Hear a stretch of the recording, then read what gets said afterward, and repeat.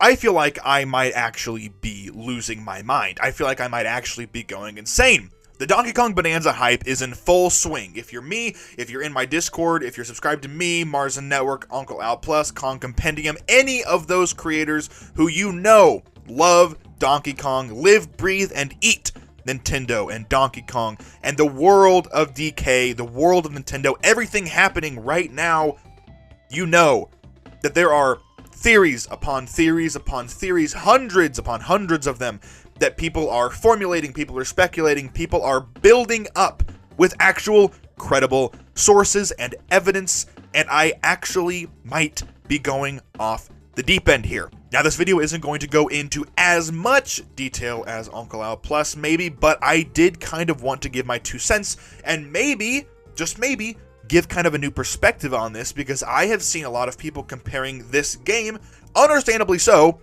to another phenomenal, well, used to be, phenomenal property, that being Wreck-It Ralph. I first made the connection when we first saw the foreign box art with DK and baby Pauline, young Pauline on his back. It was very reminiscent of Vanellope von Schweetz from, obviously, Wreck-It Ralph. And so, I've seen a lot of, there's been some incredible artwork, and there's been some renders, and there's been some videos, some short animations, kind of like dubbing over with the ending of Wreck-It Ralph, where he's diving into the volcano. I'll put it on the screen now, and I'll put the link in the description as well. It's a very cool animation, but this kind of, to me at least, gives more credence to the theory that I have been seeing go around not only on Twitter, but also on Blue Sky as well, especially on YouTube and in my very own Discord. People are not, I'm not going to say disappointed, but people were kind of shocked when the Void Company, Void Co, was revealed. We have Poppy Kong, obviously, we have Void Kong, and then we have another one, I forgot his name. Grumpy Kong, that's his name. Sorry, Grumpy Kong.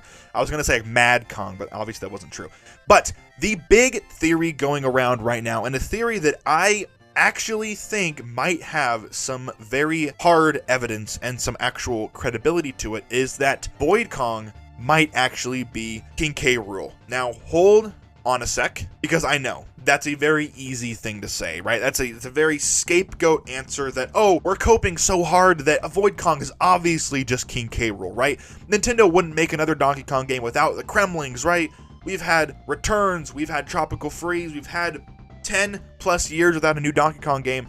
They would never in a million years make another Donkey Kong game, especially a 3D Donkey Kong game, the first 3D Donkey Kong game since 1999. They wouldn't dare make it without King K. Rool, right? They would never do that. Well, let me give you a couple of options here, a couple of possible realities that we are about to live in come July 17th of this year. Less than a month away. I think even almost barely over 3 weeks away at this point. It's very, very close. Reality 1 is that it is a very straightforward story, and the Void Company is just another faction of villains. Much like the Tiki Tak tribe, though I do think there's a lot more deep backstory and lore with them than most people do, the Tiki Tak tribe is still my favorite faction of villains in the entire franchise. Sue me, I am sorry, go watch my videos on them if you haven't. That's Reality 1. They're just another faction of villains. We take them down, we defeat the baddies, the end. Reality number 2 is that they're not the main villains. Maybe we defeat them maybe a third of the way through, or maybe halfway through the game, and we continue on. And it's revealed that someone else was behind Void Co, right? Some other group or faction or being or presence, whatever that may be, not necessarily K. Rool, but something like that is behind the scenes pulling the strings and making the Void Company do their dirty work. Maybe Void Co is being forced to do this.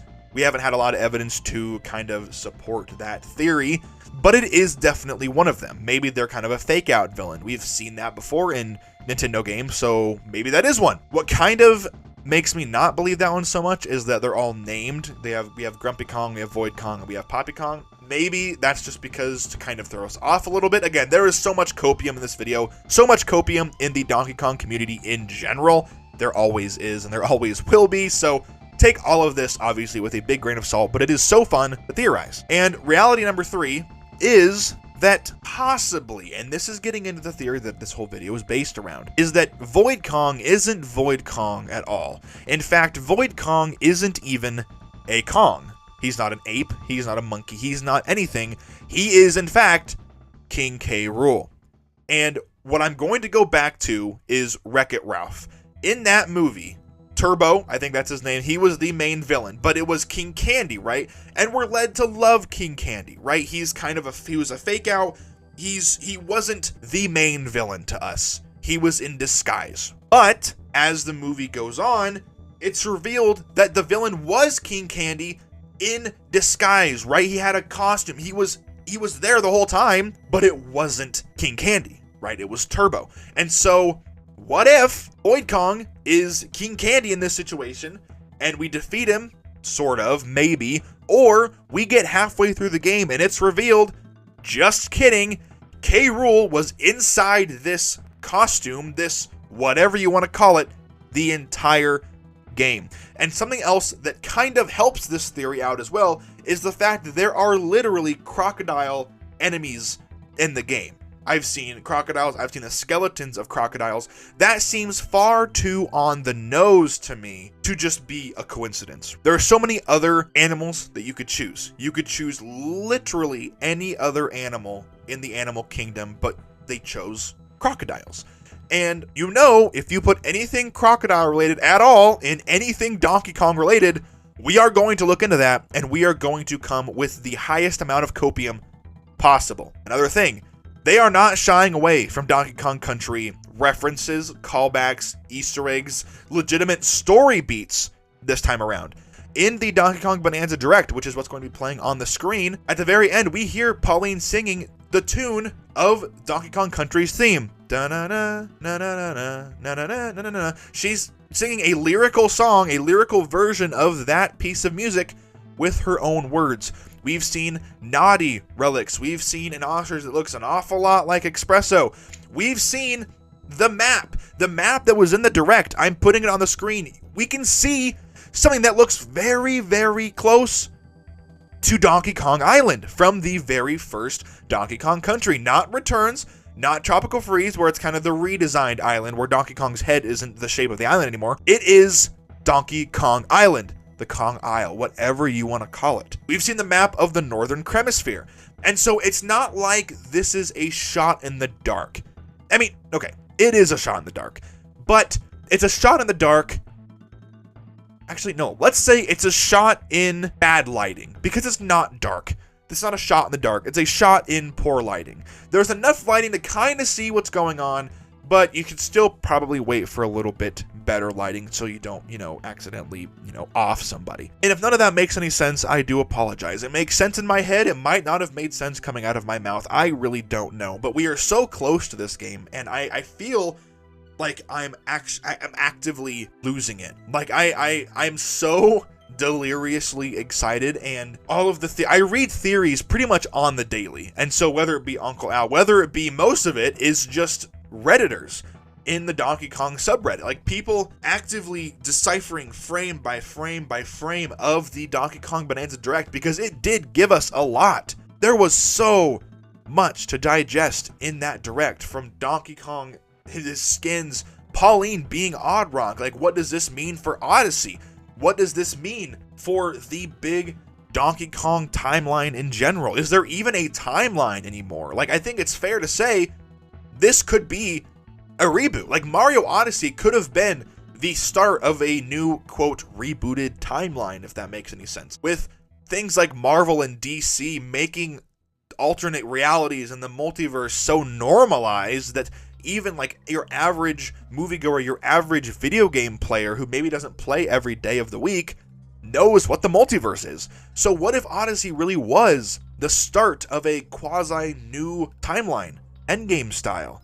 It's still kind of there, like the other timelines are still there existing, but it might just not be connected to this one. What if we see Pauline start building up New Donk City, right? What if we see these games are way more closely connected than we ever could have thought? And what if Void Kong is not a Kong at all?